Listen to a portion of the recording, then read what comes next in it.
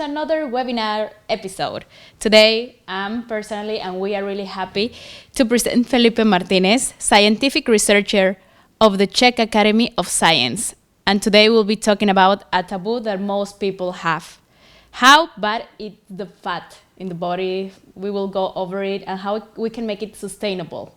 So, Felipe, if you want to introduce yourself a little bit and start going. Yeah, of course. I mean, thank you so much for the presentation. That was really kind. So just to give a real background about me, I'm a biomedical researcher, by profession, and then I did a master's degrees in physics.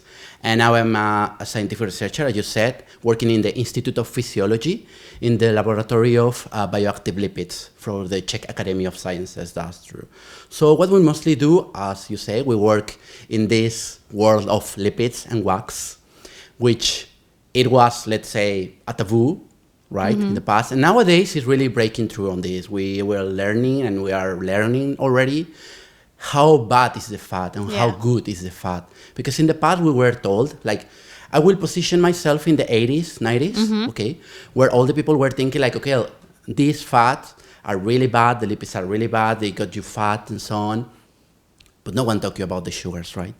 But nowadays, this is a taboo that is breaking over on these things. And all the time you really think about it. And nowadays they tell you, okay, the lipids are not that bad. You know, you really need the lipids. You cannot be living without the lipids. And over this old question, like, okay, why they are good, right? Why they are not so bad that they were thought to be during the last days. And that's a simple question to answer, meaning it is not about the amount of lipids that you consume. I will address, just for this occasion and for these kind of examples, as a synonyms, lipids and fat. Okay, so every time that I refer to lipids, I'm referring to fats and the other way around. So the kinds of lipids that you consume, that's a huge difference, but not the amount, okay?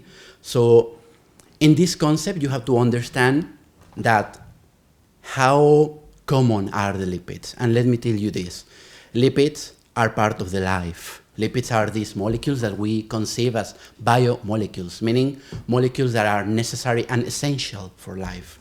Okay? We humans, we don't produce specific lipids. We need to intake essential lipids as a building block for reservoirs, of energy.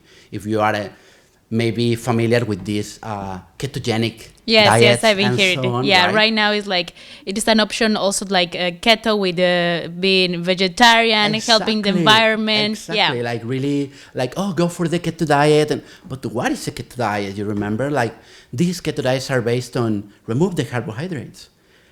And what will you take to replace that energy? Because carbohydrates are not essential. They basically are energy reservoirs for ours. So what you will take? Fats.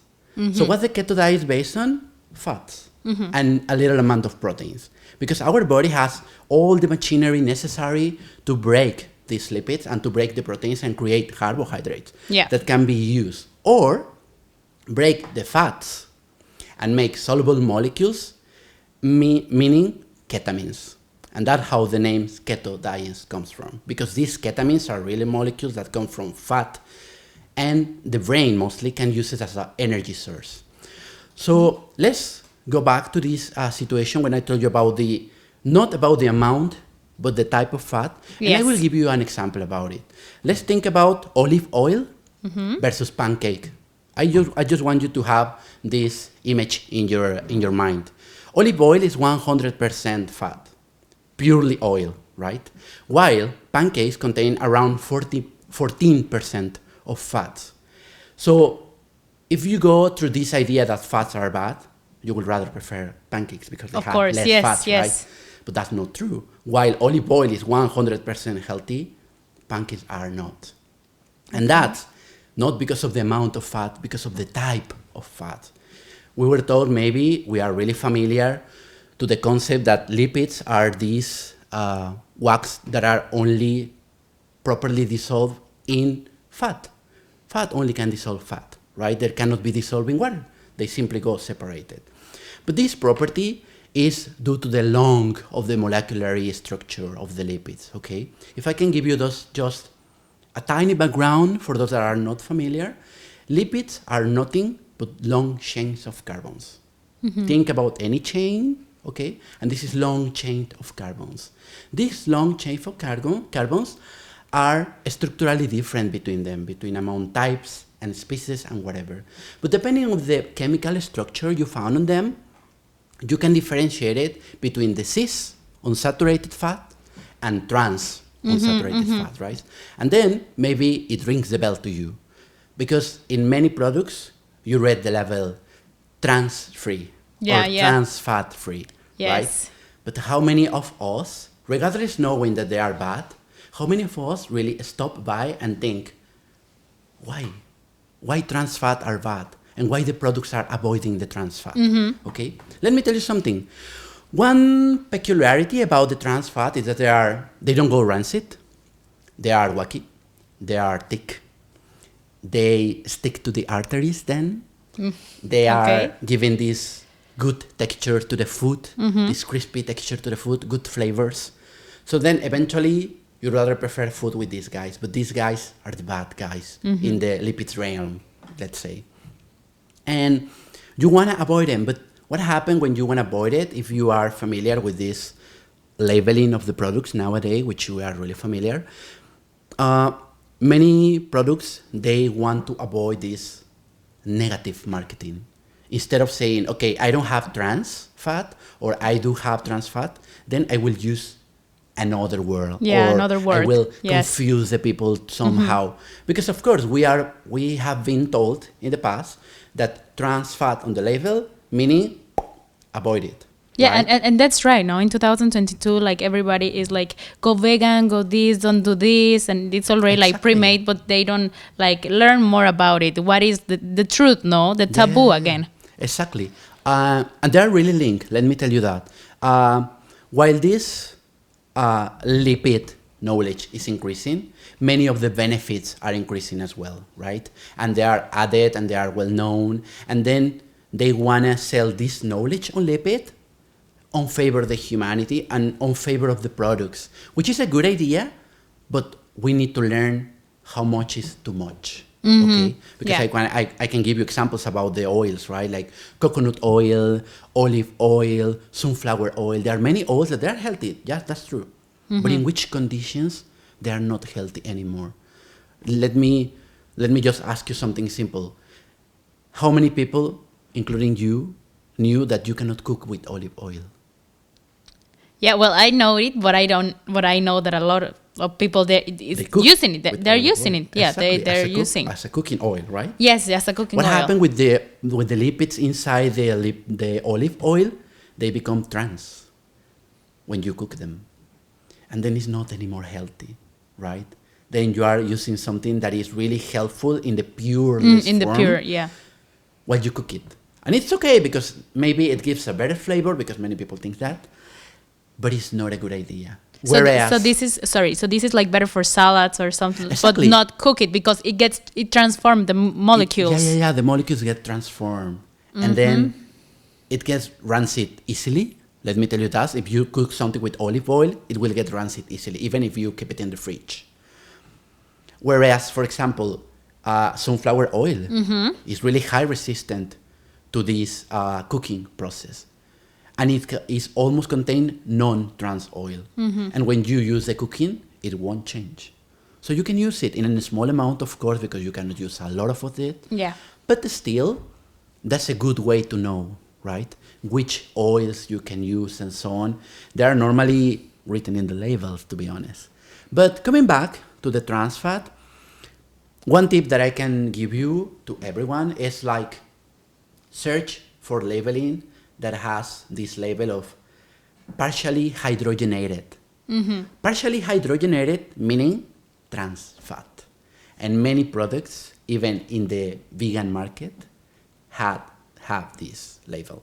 Like they want to change the way you see the labeling. Because of course, if you see this small label saying partially hydrogenated and this big label, yellow and green, vegan friendly, you will go for it. Yeah, yes, and of course. We were talking with many friends about it, right? Like, what happened after that? Maybe you feel bloated, maybe you feel inflamed, maybe you feel, I don't know, other symptoms that you say, what is happening here? I mean, they were only nuts. Yeah, and it's Right? vegan or it's Yeah, all right. it's What? vegan. It's supposed to be healthy. Uh-huh. Yeah, but how is the treatment they Yeah, undergo, right? Yeah, that's true. So that's the situation with this. And then eventually, if I can tell you one of these branches between the scientific community that we talk about the lipids and that we talk about these benefits on the lipids, we need to touch a branch that is also part of the science, maybe not the science in physiology, but it's science at the end, which is the impact on ecology. Sure. Right? The impact in sustainability. Because you will say, okay, olive oil is super good, let's everybody have olive oil in our house. Which olive oil you will prefer? Extra virgin, of course. Because you have known and you've been told that this is the good one and this is the best flavor and it tastes absolutely amazing with the salad, with the dressing, whatever. That's true.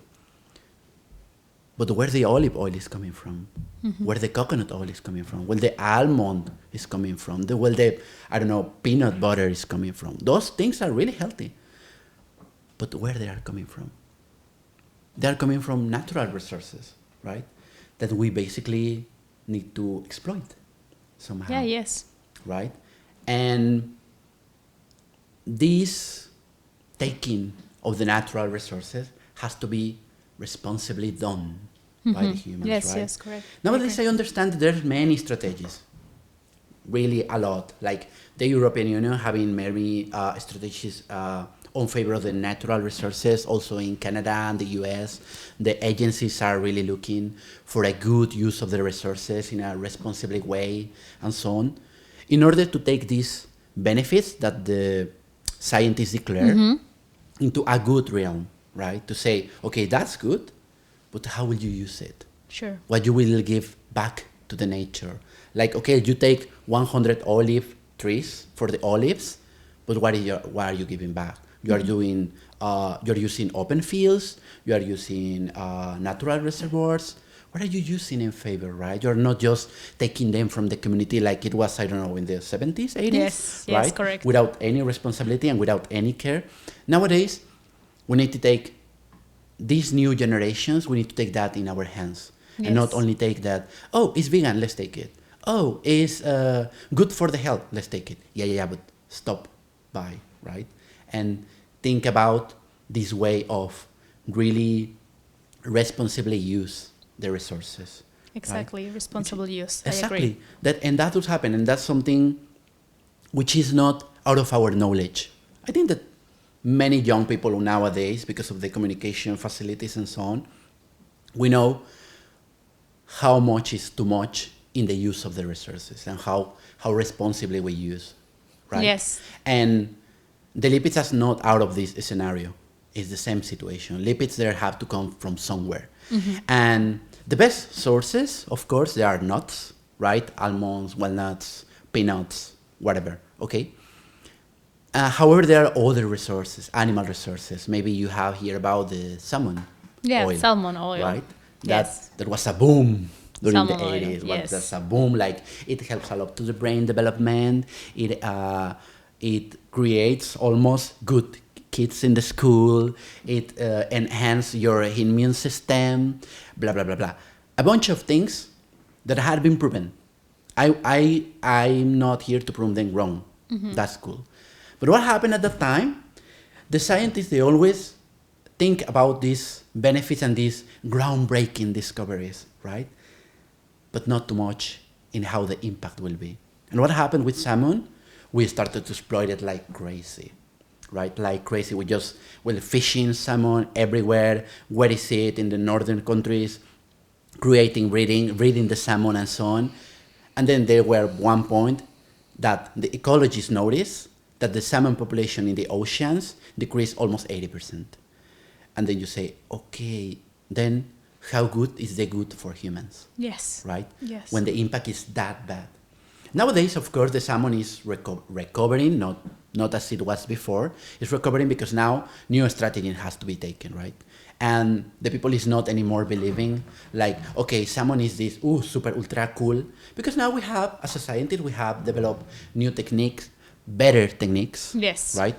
Which really allows you to say, okay, salmon oil is good, but it's good for this, not for everything that you Yes. have been told. Like, okay, it's not for Now we have everything. more possibilities, right? Exactly, and better knowledge. Yeah, Not better more knowledge. but That's better correct. knowledge, right? To how to use it. Like you say, okay, it's good, but you can replace it by taking, I don't know, 5 almonds per day. You know what I mean? Yes, I Like, know. because now you have better knowledge. Which are the lipids constituent of the salmon oil, and which are the lipids constituent of the olive oil? What is in the peanuts? What is in the almonds? Is better to take them raw, or is better to take it in peanut butter, right? What are the process that is passing here? If it is easier, if it is healthier, if it is more responsible use, okay? Yeah, All that's those things correct. are becoming through the hand of the science evolution as well. Yes. So then nowadays it's not only like, oh yeah, let's do groundbreaking discoveries about the lipids, how they help. They do. That's how the nutritionists mostly they come up with these ketogenic diets. Yeah. Because they knew they use all this knowledge on fat, the metabolism, the bioactive metabolism of the lipids, how the body uses the lipids, the proteins, how the body can get rid of the carbohydrates and then turn not into a fat storage machine, but into a fat burning machine, right? Which is how it's sold. So then you get it. You get this keto diet, which maybe, not all the people understand all the process behind. It is good. Yeah. Let me tell you that it's a really good. It's not that bad as everyone is thinking. Like, oh no, this keto diet, you diminish the carbohydrate. Your brain is not working properly because you don't. No, wait. There is a reason behind. There's a metabolism behind that really describes how the body uses these lipids, and then how you convert them into energy, because we're a proper machine to do that. It's not Yes. just like, okay, you don't have it, and then the body's like, okay, I will get rid of it. No. We have a machine that really knows how to do it. And how it's doing? Using essential molecules. And these essential molecules that are in any animal are the lipids. And those are really high energetic molecules. The energy that you can get from a lipid compared versus carbohydrates are way more. Is way more the energy that And you more can get. healthy. Yeah, that And you healthy. can get from the lipid, exactly. Yeah, wow. That's why we storage lipid. Humans, we don't storage carbohydrates. We burn. We use carbohydrates, but we don't storage carbohydrates. We storage in a form of lipids because these molecules are highly energized, right? So then, eventually, when you undergo these kind of diets, this change on the mood of using these fats, wax, oils, lipids, instead of only rely on carbohydrates, your lifestyle changes. Your memory changes, your stamina changes, your way to respond towards the stress. It changes, and it has been proven scientifically by many articles, by many authors, that they really express how these kind of diets, not only the keto diet, Sure. but many diets that they increase the amount of lipids, how it really involves. And for that, I want to address, there is one phrase that many nutritionists use, that is killing fat with fat. Okay, and that's not what they use. They took out all the carbohydrates of the diet, like diminished, and then they use a really high percentage of oils, Yeah. right? And combined with exercise eventually, and then you get this fat burning process. And that's more or less how it comes to the health situation, okay, on the lipids. But still, there are many researches that has to be done in the range of the lipids, because let me tell you something that is becoming more and more, that is attracting more the curiosity of the scientists that we work with these lipids, is how they act in our insulin metabolism, in these illnesses or these syndromes that are metabolic syndromes. So-called diabetes type 1, diabetes type 2, Yes. hypertension, obesity, syndrome X, all these metabolic syndromes that are really common nowadays, right? Yes. I'm talking about Europe, America, almost everywhere these these issues are huge, right? Just talking about Eastern Europe about obesity or Western Europe about diabetes, there are huge problems. And what if I tell you that all these diseases are connected directly with the carbohydrate metabolism? Yes. Right? Yeah. We all know that. Yes. Thing. But who goes side to side with the carbohydrate metabolism? Lipid metabolism. And nowadays it's well known that many of these lipids are triggering insulin secretion, right? And as they are getting rid of the insulin resistance. Even though you are insulin resistant already, this lipid helps to trigger the same response as if they were insulins. Wow, this is very interesting. Exactly, because even though you have diabetes type 2, you can still take the sugar from the blood thanks to these lipids.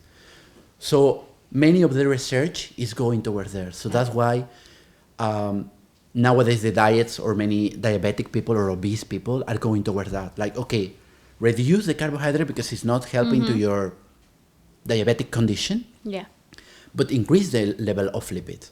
Because many of these lipids, that are the really branched lipids, complex lipids, they stimulate your cells to the point of uptaking the sugar as if they were insulin. And that's a great discovery. This is a, 20s discovery. That is something that is going and really fast, that is developing really fast. And many of these lipids that I'm telling you that acts as a insulin secretor or insulin stimulators or glucose uptakers, facilitators, they are found in krill oil and not really in olive oil because those are different lipids, but in krill oil, in peanut oil, okay?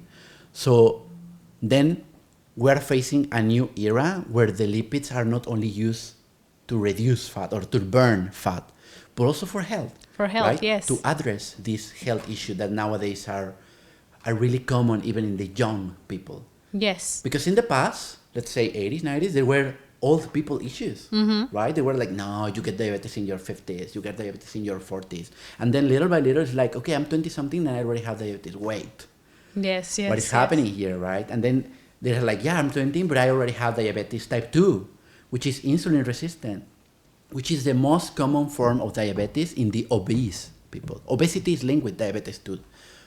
And it's like, okay, hey, buddy, what is happening, right? Like, and basically it's because we change our habits, right? We are more sedentary, we use a lot of meat, we really don't care a lot in our diet because of the stress of day by day. Many factors. Yeah. They really change our perception, yes, right? Of and course. Then they change, of course, our health.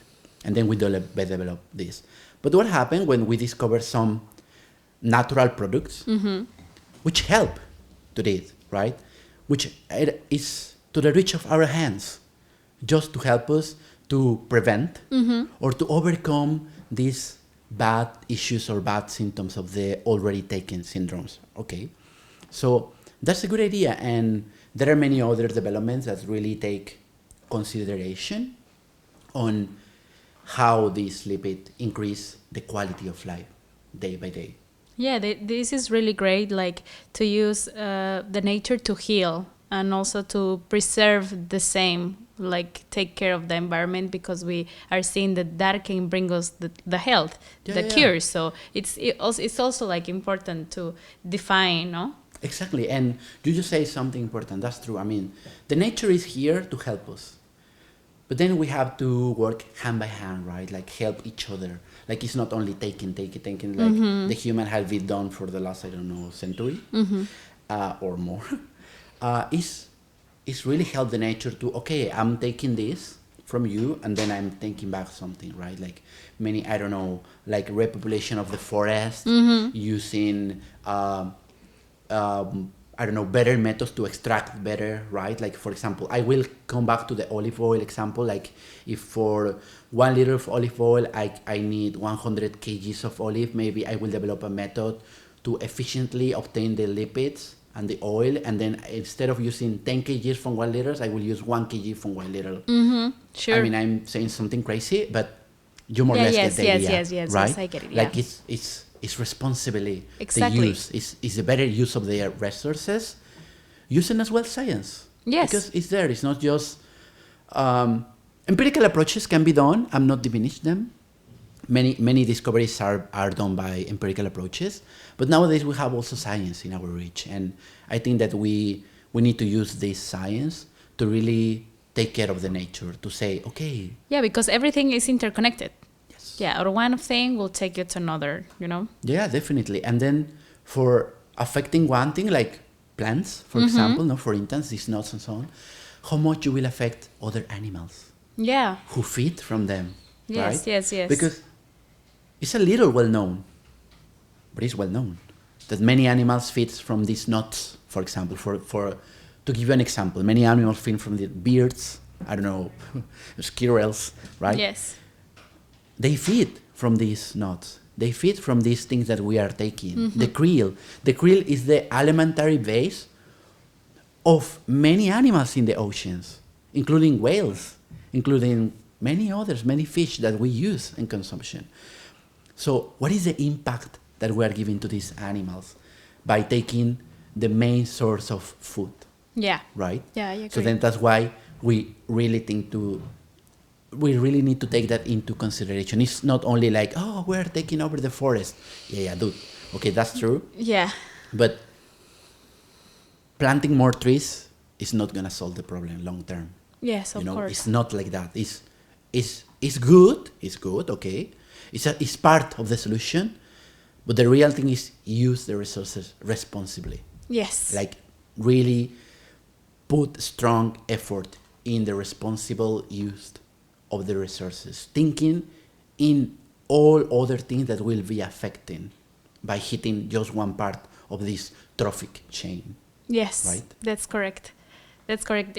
All this is really interesting. How one thing that we are thinking like this is not a part of us. This is just there. We don't use it. It's like eventually coming, to you, Yes. to the nature.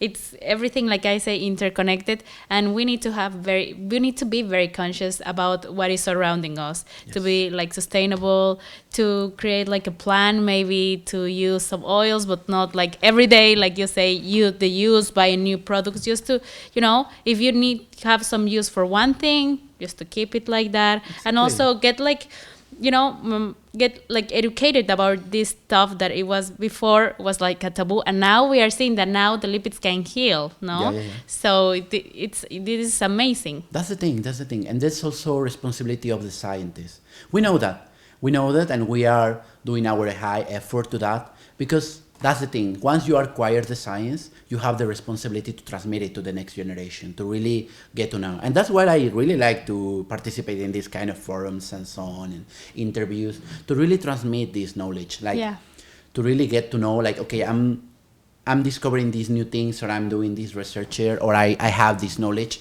that I want to share with others, right? That I want to share with the new generation, with the people, to arrive to so many people, like they will understand what is happening in your surroundings, like what you can take, what you can feed from, and to really give a better quality of life, to get to, let's say, to just put a tiny little shine of conscience to you. Exactly. Right? To give, okay, use this, not this, think about it, reduce this use, like not everything that is labeled commercially is the best thing for you. Exactly. Like you really take care on your health, like take a minute, take a moment to really read something that maybe you will use for life, right? What about your olive oil, your daily olive oil? Maybe you are married with one brand, one type, and you have never read the label.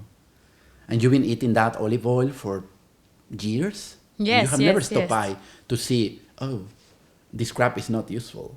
Yes. Like maybe there are better ones, or maybe I can substitute them, or maybe I can use other oils, not only olive, like corn oil or sunflower oil or peanut oil or coconut oil, right? There are many other sources of lipids where you can obtain lipids, and a good recommendation as well is to interchange them, like to really switch between them, like not only using the same all the time, not only pure oils, but also directly the nuts, right? Like it's not like, okay, I'm consuming my lipids because today I don't know, I will say something crazy, like 1 spoon of olive oil. Yeah, but maybe tomorrow you take 5 almonds. Yeah. And maybe the next day is, I don't know, rye bread with peanut butter. And the next day you come back to the olive oil. And the next day you cook with corn oil.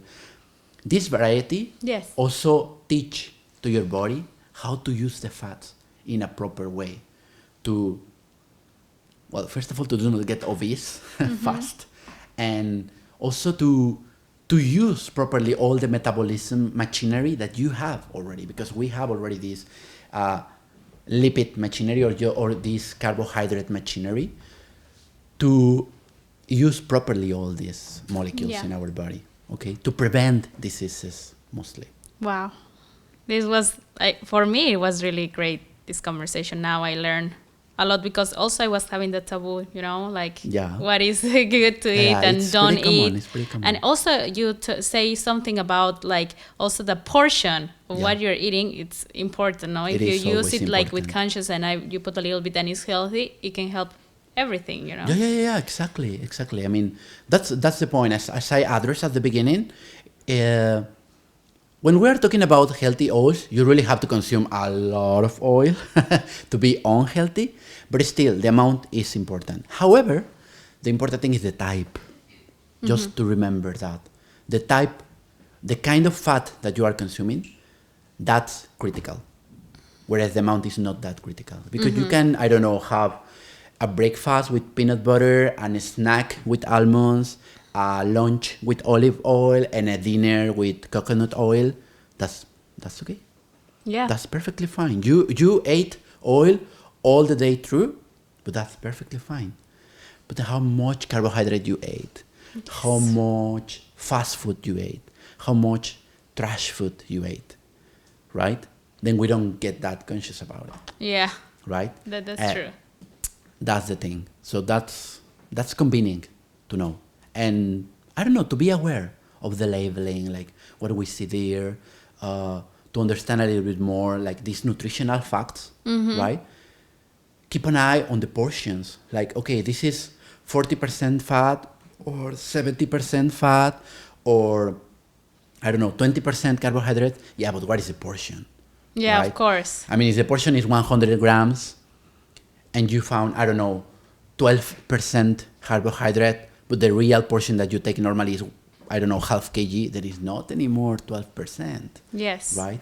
So just to be aware how we really read the things and how we socially construct this situation. The consumption. Exactly. Yes. Because I understand the marketing and so on. And of course, they take this knowledge of benefits in pro marketing, which is not bad. That's cool, because then the people get to know what is good, what is bad, etc.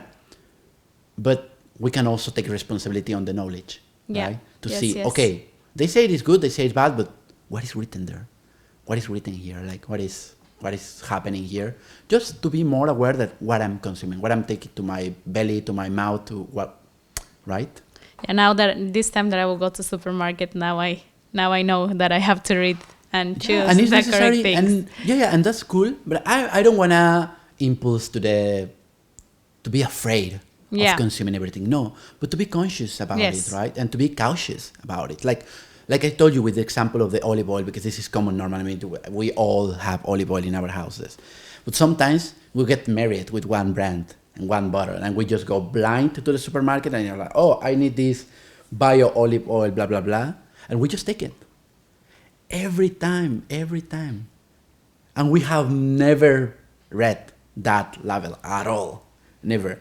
And then one day, maybe you can decide to read it.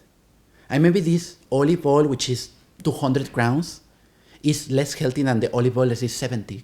Yes, of right? course. Yes. And then you say, oh, I was making a big mistake here. Yes, totally. And it was just one thing that you did once in your life.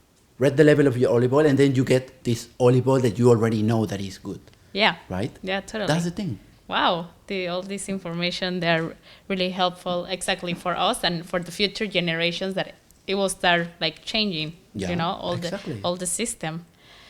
Well, I want to say you personally thank you for coming to to Youth Time International Movement to have this webinar. I'm happy that you share with us your knowledge and you like give the voice to the person so they can learn more and don't be afraid of the consumption of some stuff and to learn more that this is about it, no? And well, thank you so much. I don't know if you want to say something else. That's cool. It was really cool. As I told you, I really like these kind of meetings when I can share, right? I'm giving voice to the scientists and I can share this knowledge with a higher number of people that they can really hear and understand and learn. And that's cool. I mean, the floor is always open for young people. Thank you so much for coming, Felipe, and I hope that we talk soon. Yes. Thank you. Absolutely. Bye.